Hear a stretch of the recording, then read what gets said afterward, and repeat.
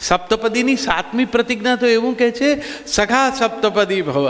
7 પગલાં સાથે ચાલીને આપણે એકમેકના મિત્ર થયા. તમે યાદ રાખો, દાંપત્યમાં મૈત્રીનો આ કોન્સેપ્ટ એ વેસ્ટનો નથી, ઈસ્ટનો છે, આપણો છે. આપણે ત્યાંનું જોઈને અરખાઈ જઈએ છીએ કે ત્યાં કેટલા એકબીજાને આમ મૈત્રી ભાવથી 2 જણા ઇન્ડિપેન્ડન્ટ રહીને આમ જીવી શકે છે. એવું આપણે ત્યાંય હતું. આ ધણી નાથ એવા કોઈ કન્સેપ્ટ આપણે ત્યાં દાંપત્યમાં હતા નહીં. નાથ તો તમે તો ખેતીવાળા વિસ્તારમાંથી જો, તમને તો ખબર પડે કે જે નાથે બળદમાં નથ નાખે ને પછી એને પીડા થાય એવી રીતે પકડે, એ સાધન છે. એ તો પુરુષ હોશિયાર છે, એણે નથ એવી પીડાદાયી ઘટનાને નથની જેવો સરસ પ્રયોગ કરીને અલંકારમાં બદલી નાખ્યું છે. બાકી અંતે તો એ બંધન છે, કંટ્રોલ કરવાની વૃત્તિ છે. પ્રેમનો સૌથી મોટો દુશ્મન જ આ પોઝેશન અને પોઝિશન 2 છે. તમે અંગ્રેજીથી ટેવાયેલા હો તો એ જે વાક્ય છે આઈ લવ યુ, જે વારે વારે આમ પાન ખાઈને પિચકારી મારતા હોય એમ થૂંકી નાખે જે લોકો, ખરેખર એ વાક્ય મંત્ર વાક્ય છે. સાચે સાચ બોલવા માટે તો જિંદગી ટૂંકી પડે. એ વાક્યનું ગ્રામર બહુ ઇન્ટરેસ્ટિંગ છે. જેના ઉપર તમે ઓળઘોળ થઈ ગયા છો, જેને અનહદ ચાહવાના ભાવમાંથી આ વાક્ય પ્રગટ્યું છે, એ યુ આખા વાક્યમાં છેલ્લે છે. જેને આ કહેવું છે તમારે, એ આઈ લવ યુમાં યુ તો બિચારો સાવ છેલ્લે છે. અને તમે જે ઓળઘોળ થયાનો દાવો કરો છો, એ તમારો આઈ તો કેપિટલ બનીને પહેલો છે. એ તો ઓગળવા માગતો જ નથી. પેલો યુ અને આઈની વચ્ચે જે લવ છે ને, એ સેતુ છે, એ જ હેતુ છે જીવનનો. એટલે આ 2 ભેગા રહી શક્યા છે. બાકી જો ઓગળવાનું ન આવડે, જે લિક્વિડ છે, પ્રવાહી છે ને, એ જ વહી શકે. અને જે વહેતું જાય એ જ ક્યાંક આગળ જાય. જે રોકાઈ જાય, સ્થિર થાય, સ્ટેગ્નન્ટ હોય, જે બંધાય એ ગંધાય, જે વહી જાય એ જ સુગંધાય. દાંપત્ય તમને વહેતા રહેતા શીખવે છે. અને એકલા નહીં, સાથે, બંને સાથે વહેવાનું છે. આ 2 જે જોડાયા છે એ માટે જોડાયા છે. લાડો લાડી જમે રે કંસાર, સંસાર કેવો મીઠો લાગે રે, એમ જે કોળિયા જમાડ્યા, એ છેલ્લા ને પહેલા જે ગણો તે ત્યારે જ. પછી યાદ પણ નહીં હોય કે કોઈ વખત કોળિયો મિસિસનો હાથ મચકોડાયો હોય કે પતિના ખભામાં મોચ આવી હોય તો આમ ભરીને કોળિયો કરાવ્યાનું. પછી અહીંયા ટાઈમ કોને છે, એટલી દોડાદોડ છે, આ કામ છે, પેલું કામ છે. તો આના માટે તો હતા 2 જણા. તો આજે 4 કોળિયા પહેલાં પતિ જમાડે છે. એ એમ કહે છે માંડવામાં બધાની વચ્ચે કે આજથી તારા યોગક્ષેમની જવાબદારી મારી છે. આ સેન્સ ઓફ રિસ્પોન્સિબિલિટીની ઘોષણા છે આ એક કોળીએ. અને એમાં જે શ્લોક છે એ દાંપત્યનો ભારતીય અર્થ શું છે, દાંપત્યમાં કઈ વાત મહત્વની છે આપણી પરંપરામાં, એનો ઉલ્લેખ છે. એમાં એ કહે છે, પ્રથમ કોળીએ પ્રાણ સાથે પ્રાણનું મિલન થાય છે. બીજા કોળીએ અસ્થિ સાથે અસ્થિનું મિલન. ત્રીજા કોળીએ મજ્જા સાથે મજ્જાનું મિલન. ચોથા કોળીએ, છેલ્લો કોળીઓ છે, ત્યારે ત્વચા સાથે ત્વચાનું મિલન. તો આ ચામડીનું મિલન, આ સુપરફ્લુઅસ મળવું, એ તો આપણે ત્યાં છેલ્લે તબક્કે ગણાયું છે. મળવાનું પહેલું પગથિયું એ પ્રાણ સાથે પ્રાણનું મળવું છે. એ જો મળે ને તો જ ત્વચા સુધી પહોંચ્યાનો અર્થ છે. જો પ્રાણ સાથે પ્રાણનું જ મિલન ન હોય તો પછી ત્વચાના મળવાને આપણે ત્યાં દાંપત્યમાં બહુ મહિમાવંતું ગણાયું નથી. એવું જો દાંપત્ય સમજણભર્યું જીવી શકાય તો ઘણા બધા સંઘર્ષોનો અંત આવી જાય. પણ આ પેલું હુંકાર છે ને એ જતો નથી, એ સતત સાથે રહે છે. હું જાણું છું અહંકાર છોડવો બહુ મુશ્કેલ છે, તો પછી એને એટલો વિસ્તારી દેવો કે એની બહાર જ કશું ન રહે. સઘળું એમાં જ હોય. તમારો પરિવાર પણ તમારા હોવાનો ભાગ બની જાય. તમારી પ્રિયા, તમારી પત્ની પણ, પત્નીએ પણ એવી જ રીતે પોતાના પ્રિયજન, પોતાના પરિવારને સાથે રહેવાનો છે.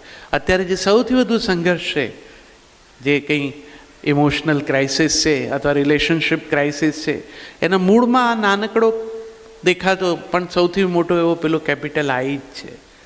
કોઈને એ છોડવો નથી. દરેકને એમ છે કે હું આ કરું છું, હું આમાં મારો ભાગ છે. જ્યારે સંબંધ બગડે ત્યારે બે જણાને બોલતા સાંભળો ત્યારે તમને એમ થાય કે આ લોકો આટલું બધું એકબીજાના વિશે સ્પષ્ટ હતા. એક જમાનામાં જે એકબીજા માટે આમ કંસારમાં સાકરની જેમ ભળી જવાની વાતો કરતા હતા, એ લોકો રોજે રોજ ગણતા હતા કે તમારું આ નહોતું કર્યું. કેટલું યાદ રાખ્યું હોય છે, જ્યારે લડો છો ત્યારે ખબર પડે છે. એ ભૂલી જવું હોય તો પહેલાં આઈને થોડો માઇલ્ડ કરી દો અને સાથે જીવવાનું પ્રસન્નતાથી જીવો. એમાં એક કલ્પના એવી છે પત્ની માટેની, મનોવૃત્તાનુસારિણી. મને એવી પત્ની મળે જે મને અનુસરે. આમાં એવા પ્રકારનો ભાવ નથી મને અનુસરેમાં કે મારી ગુલામ થાય. કેટલીક બહેનો ચોક્કસ પછી એને વર્બેટમ ફોલો કરે છે અને એટલે પછી પત્ની વચ્ચે સંઘર્ષ થાય છે. મોટાભાગના એ અનુભવ છે જ. આ મોબાઈલ લઈને નીકળ્યા હોય અને હજુ તો ઘરના નાકે પહોંચી અને રિંગ વાગે અને પત્નીનો ફોન હોય એટલે તમે ગમતું હોય ન ગમતું હોય પણ ઉપાડો એટલે પહેલું વાક્ય એ શું કહે છે? ક્યાં છો? કોઈ એવું નથી પૂછતી કેમ છો, ક્યાં છો. એટલે ભાઈ બિચારો જે કંઈ સ્થળ કે એ વિશે એમને વાંધો જ હોય. એટલે પુરુષો પણ બહુ અંદરથી દરેકમાં જ્યારે ભયની આક્રમણની પરિસ્થિતિ ઊભી થાય ને એટલે આ સામે પક્ષે સેલ્ફ ડિફેન્સ મિકેનિઝમ એક્ટિવેટ થઈ જ જાય. એટલે પુરુષ તરત જ સેફેસ્ટ પ્લેસ કે મંદિરમાં. અને જેને આની ખબર છે કે આ ડિફેન્સ મિકેનિઝમનું આ આન્સર છે એટલે એક એટેક વધારાનો આવે તો પછી ઘંટ વગાડો. આટલી અશ્રદ્ધા ઉપર દાંપત્યો કેવી રીતે ટકે? તો ડૉક્ટર મારું તો એવું માનવું છે જે દાંપત્યના 5-15 વર્ષ, દાંપત્યમાં એક નિયમ છે, શરૂઆતના 2-3 વર્ષનું માધુર્ય એની જગ્યાએ છે. 7મા વર્ષે રિમાઇન્ડર ઇઝ અ મસ્ટ. 7 વર્ષ થાય ને દાંપત્યના પછી એકબીજાને કહેવું પડે કે હું તને ચાહું છું. આ જો ના કીધું હોય તો ઓછું આવે ને આવે જ. મોટા ભાગની પત્નીઓ એવું કહેતી જ હોય છે, તમે મને પહેલાં જેવો પ્રેમ નથી કરતા. પણ તે એને પહેલાં જેવો રહેવા નથી દીધો. એ પણ એક ઇન્ટરેસ્ટિંગ કિસ્સો હોય છે. પત્નીઓ જે રીતે પતિઓને આમ તૈયાર કરે છે ને, સમજો કુદરતે બહુ અદ્ભુત કર્યું છે વ્યવસ્થા બહેનો આ સંસારમાં બંનેને એકમેક માટે રસ ટકી રહે એ માટે. પહેલાં પુરુષો છે ને એ બહુ એવરેજ દેખાતા હોય, યંગ છોકરાઓ છે બહુ આમ દુબળા પાતળા ને બહુ ઇમ્પ્રેસિવ પર્સનાલિટીમાં ના ગણાય. અને દીકરીઓ બધી બહુ સુંદર હોય, 16, 18, 20, 22ની ઈશ્વરે એમને સૌંદર્ય આપ્યું છે, વિશેષ આકર્ષણ આપે છે. એટલે આ પુરુષ છે એ સ્ત્રીની પાછળ ફરે, પછી સ્ત્રી એના પર ઉપકાર કરે, એની સાથે લગ્ન જીવન શરૂ કરે અને પછી એ આને સરસ રીતે 2 ટાઈમ જમાડે, કોન્ફિડન્સ આપે અને પુરુષ પણ ધીરે ધીરે પોતાની પર્સનાલિટી ડેવલપ કરે, સમાજમાં એસ્ટાબ્લિશ થાય, એની એક ઓળખ ઊભી થાય. હવે 40-42 વર્ષનો જ્યારે થાય, હવે એનો વટ શરૂ થાય અને આ બાજુ સ્ત્રીને એની પ્રાકૃતિક મર્યાદાઓ શરૂ થાય. એટલે હવે એને વધારે ચિંતા શરૂ થાય છે કે આ હવે કેવી રીતે આખું બેલેન્સ કરવું. અને 40-42ના સફળ પુરુષોને થોડી ઘણી તબિયતની મર્યાદા થાય ને એટલે પત્ની પહેલાં ડૉક્ટર પાસે લઈ જાય. અને તમે બધા જ ડૉક્ટરો જે મળવા આવે ને પહેલું ચેક કરીને તરત જે 3 વાત કહી દો છો, બ્લડ પ્રેશર સાચવો, નહીં તો એ મુશ્કેલી પડશે, બોર્ડર છે. ડાયાબિટીસ તો છે જ હમણાં જ. અને કોલેસ્ટ્રોલની બાબતમાં જાગતા રહેવું પડશે. 40 મિનિટ ચાલો તો જ. હવે આ માણસ એ વખતે જે રીતે આમ સફળ થયેલો માણસ હોય ને આ 3 રોગો લઈ લીધા હોય એકસાથે અને એમડી થયેલા મિત્રએ આટલા વર્ષોની જીવનના અનુભવ પછી પ્રેક્ટિસ પછી આ તારણ કાઢ્યું હોય, પેલી આર્ટ્સ ગ્રેજ્યુએટ જે જોડે આવી હોય લઈને તમને ખાસ, એ એના દેખતા એમ કહી દે ડૉક્ટરના, હું નહોતી કહેતી.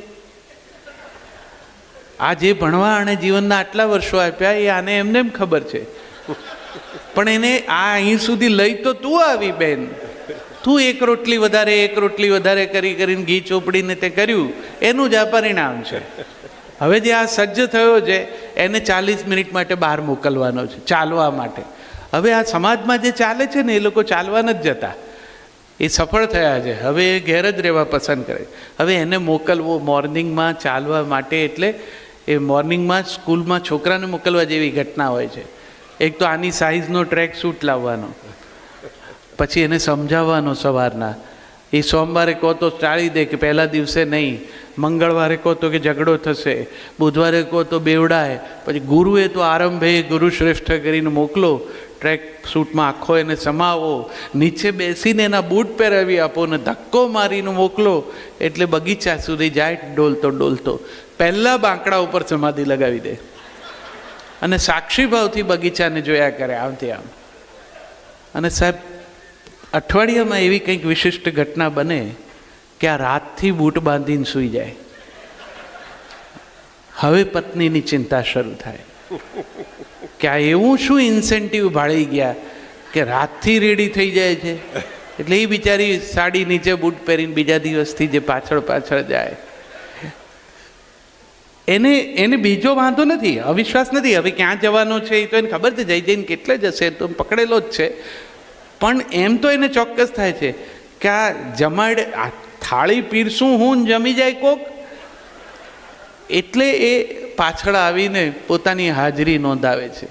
દાંપત્યને હળવાશથી લઈ શકાય, હસી કઢાય નહીં.